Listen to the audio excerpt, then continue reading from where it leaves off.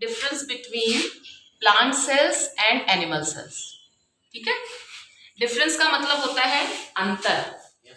हिंदी में अंतर कह सकते हो, उर्दू में कहते हो फर्क, है ना। इसके बीच में डिफरेंस हम देख रहे हैं प्लांट सेल्स और एनिमल सेल्स। प्लांट सेल्स को यहाँ पर हिंदी में कहा गया है पादप कोशिका, पादप कोशिका, और एनिमल सेल्स को कहा गया है जंतु कोशिका। ठीक है ना। यानी सेल को हिंदी में कोशिका कहते हैं, ठीक है, और प्लांट को यहाँ पर हिंदी में पादप कहा जा रहा है और एनिमल को जंतु कहा जा रहा है। प्लांट्स में आपके सारे प्लांट्स आ जाएंगे और जंतु में आपके इंसान, जानवर और हर तरीके के जंतु आ जाएंगे।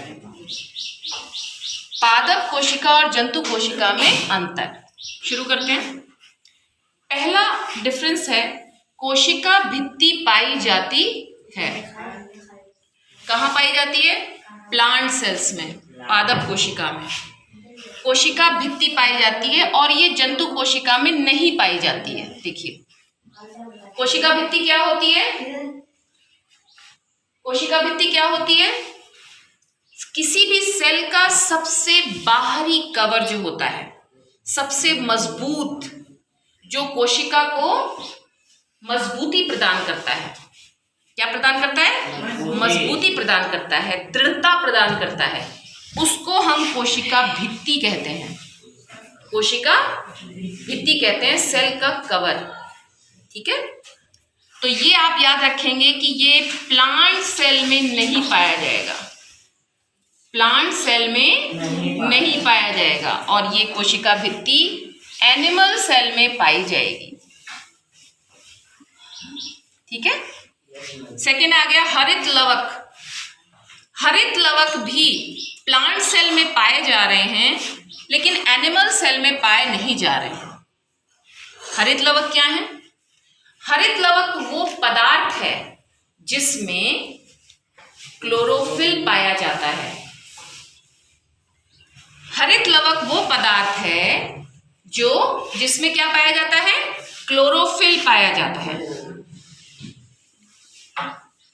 क्लोरोफिल, और इसके बारे में आप पढ़ चुके हैं कि जितने भी प्लांट्स हैं वो अपना भोजन स्वयं बनाते हैं प्रकाश संश्लेषण की क्रिया द्वारा, और उसमें carbon dioxide gas, water, sunlight के अलावा क्लोरोफिल की भी आवश्यकता होती है जो हरी पत्तियों में पाया जाता है, और इसीलिए वो हरी भी होती हैं, और वो हरी होती हैं इसी हरित लवक की वजह से।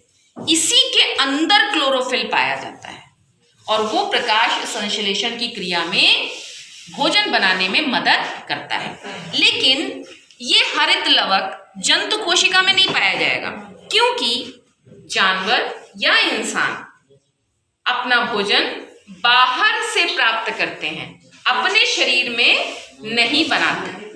या तो पौधों पर डिपेंडेंट है या जानवरों पर डिपेंडेंट है, तो उन्हें इस हरित लवक की आवश्यकता नहीं है, इसीलिए उनके सेल्स में हरित लवक पाया नहीं जाता। नेक्स्ट आते हैं, सेंट्रोसोम नहीं पाए जाते पादप कोशिका में। इसको हिंदी में तारक काय आपकी किताब में लिखा है। क्या लिखा है? तारक काय।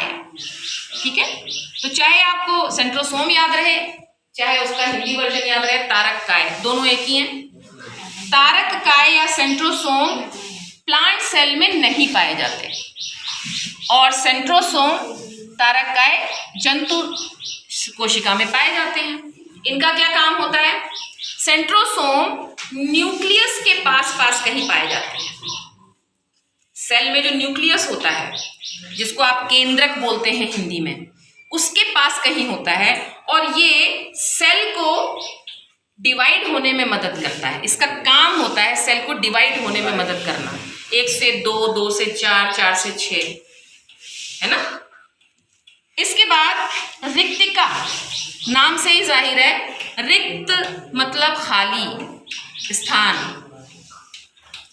रिक्तिका बड़ी होती है पादप कोशिका में और इसकी संख्या 1 होती है।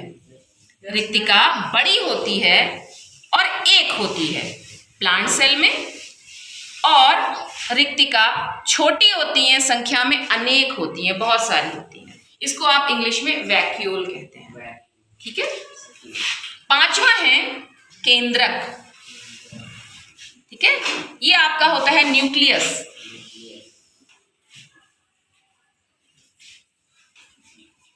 ये न्यूक्लियस दोनों में पाया जाता है, प्लांट सेल में भी पाया जाता है और एनिमल सेल में भी पाया जाता है। ये केंद्रक प्लांट सेल में परिधि की ओर पाया जाता है, पास में। ये देखिए मैंने बना दिया डायग्राम। और ये एनिमल सेल में सेंटर में पाया जाता है। ठीक है, क्लियर है ये बात? ठीक।